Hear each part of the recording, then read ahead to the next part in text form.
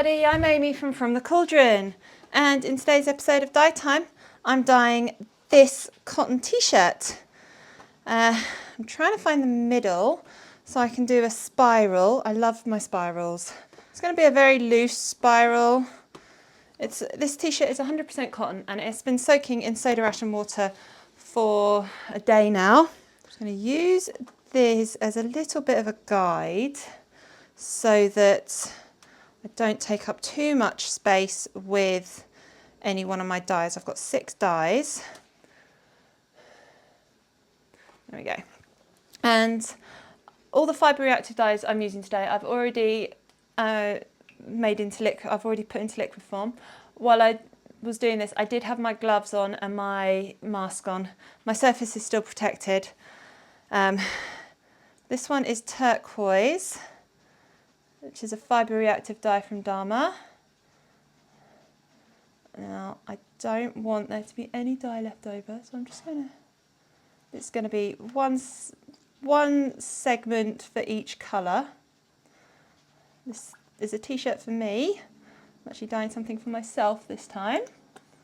There we go, that's all the turquoise. And next up, I'm going to use, this one is Mermaid's Dream. This one is Blue Violet. It's one of the, I love this colour.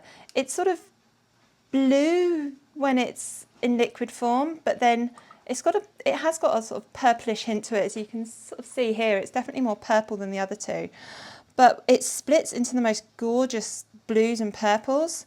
And I'm not anticipating things to really split today because I'm using everything in liquid form. But it's still a really nice colour. And then I've got some purples I'm going to use now. This first one is Snozzberry. I didn't measure out the amount of dye that I used or the amount of liquid I dissolved them in. It was just all by feel today. I don't mind there being white patches, but I don't want it to be all white. That was Snozzberry. Next up is Lavender. Everything I'm using today is dedicated for dyeing. I'd never use it for food. And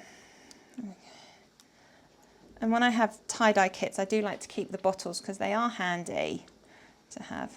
Make sure the middle doesn't get missed out. There we go, that's the lavender. And the last one I'm going to use today is bougainvillaea. And I'm hoping that these, actually let's take this off now. I don't need my little guide marks. There you go. And I'm hoping that these will all be different enough so that I can still see them all when I wash this out. I'm starting to wonder if maybe I should have used a different blue than blue violet, because those two are very blue and that one isn't. But I love blues and purples, and so this is what I'm going for. So I do see some white. I don't mind that. And get all the last little bits out. Now, because this is a cotton and fibre reactive dyes, it doesn't need heat, it just needs time. So I'm going to just go and leave this for a couple of days, and hopefully in probably about 2 days this will be a really pretty t-shirt ready to wash. That's my plan. Fingers crossed it works. There we go. That looks gorgeous how it is. And I'm really, really hoping that these colours will stay and I'll have a pretty t-shirt in the end. Just wanted to go for a quick close-up. So even though I've used these in solution, and these dyes are designed to be in solution, you can see there's some of those purples are breaking into reds already. And there is a nice little patch of yellow there from the Mermaid's Dream. Now, turquoise will not break because that is a primary and only contains the one colour molecule. But the others all do break, and I can't remember what I did there now. whichever purple that is already broken. And so is this purple. I can't really see anything on the blue violet, or actually no, that purple there looks like it's breaking as well. And that's really fun. I love it. I can't wait to see what this looks like when it's finished. This t-shirt has been sitting out for a few days now. It's still a little bit damp.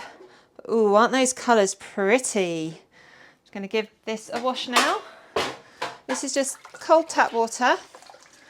I'm not worried about this colour coming out because that's kind of what I expect with cotton and plant-based fibres. It's what happens. If you've seen any of my videos, you'll see that does happen.